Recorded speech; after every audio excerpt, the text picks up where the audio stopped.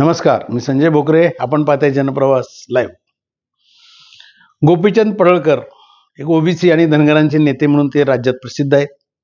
ते नुकतेच भेटले. जनप्रवास लाईव्हला त्यांनी भेट दिली आणि त्यावेळेला त्यांना आम्ही जरा बोलतं केलं आणि भ्रष्टाचार हा विषय बऱ्यापैकी एक विषय घेतला. बरेच विषय घेतले, त्यातला तो एक विषय होता की देवाभाऊंचं काय काय ह्या आता भ्रष्टाचाराचे एक एक किस्से ऐकायला मिळतात.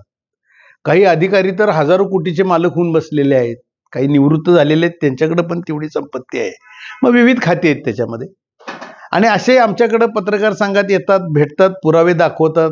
ही विषय निघता मग हा सगळा देवाभाऊ याच्यावर कंट्रोल कसं करणार? कारण एकनाथ शिंदेच्या सुद्धा त्यांनी बऱ्याच फायली थांबवल्या आणि त्यांनी जुने काही निर्णय घेतलेले होते त्याची इन्क्वायरी लावली.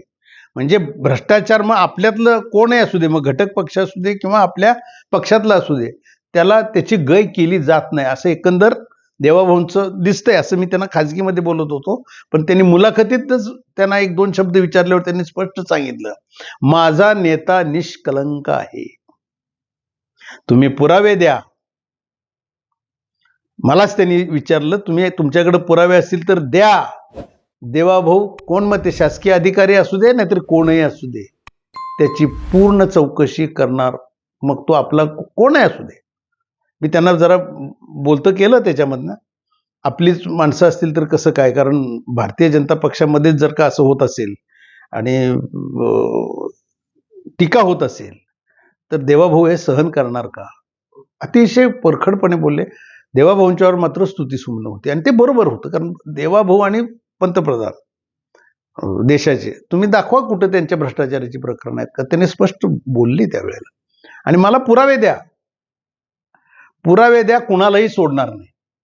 म्हणजे एकंदर पडळकर हे त्या बाबतीत आक्रमकही दिसत आहेत आणि पक्की खात्री आहे देवाभाऊंची त्यांना. तुम्ही पत्रकार आहात ना, तुम्ही घेऊन या, आपण बसूया.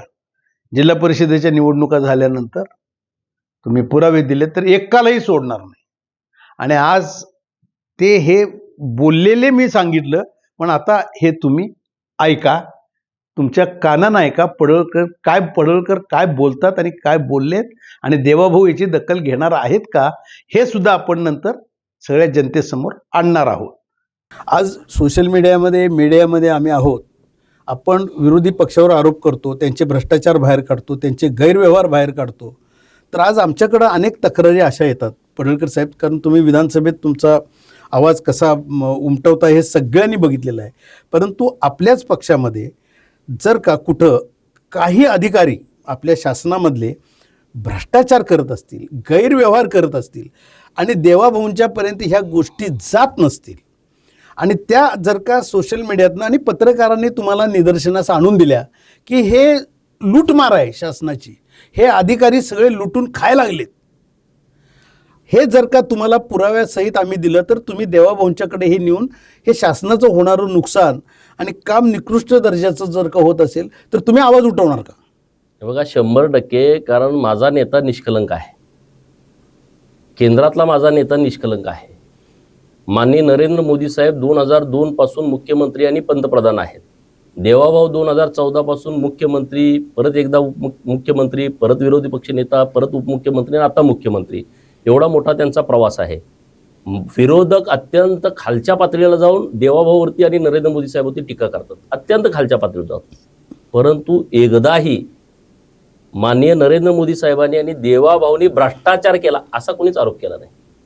कुठल्या पेपरला पण आलं नाही, कुठल्या टीव्हीला आलं नाही. परंतु अधिकारी जर अशा पद्धतीनं वागत असतील, तुमच्या शासनात होते नाही, सरकारला जर माहिती न होता चुकीच्या पद्धतीनं वागत असतील आणि तशी माहिती जर अधिकृतपणे आली तर ती पहिली माहिती माननीय देवाभाऊंच्या हातामध्ये नेऊन देईन आणि अशा पद्धतीनं काही चुकीचं काम चाललंय ते त्यांना आमच्या निदर्शनास आलेलं आहे. असे पुरावे पण आहेत की हे अधिकारी आणि ठराविकच ठेकेदारांच्या टोळ्या तयार होऊन शासनाला खड्ड्यात घातलं जातंय. हजारो कोटीचा गैरव्यवहार पुरावे तुम्ही द्या तात्काळ. आपण आता 5 तारखेनंतर आपण फ्रीज आहोत, 23 तारखेला अधिवेशन आहे. आपण स्वतः जाऊन भेटू ना साहेबांना. साहेब असल्या गोष्टीला अजिबात थारा देत नाहीत. कोण जवळचा असू दे, लांबचा असू दे, त्यांना काही या गोष्टीचं देणं घेणं नाही. त्यांना या महाराष्ट्राचं पडलंय, लोकांचं पडलंय, त्यामुळं भ्रष्टाचार करणाऱ्यांना कधीच ते पाठीशी घालणार नाहीत. असे काही अधिकारी असतील तर तुम्ही माहिती द्या. तात्काळ आपण माननीय मुख्यमंत्री महोदयांच्या कानावर ती गोष्ट घालू.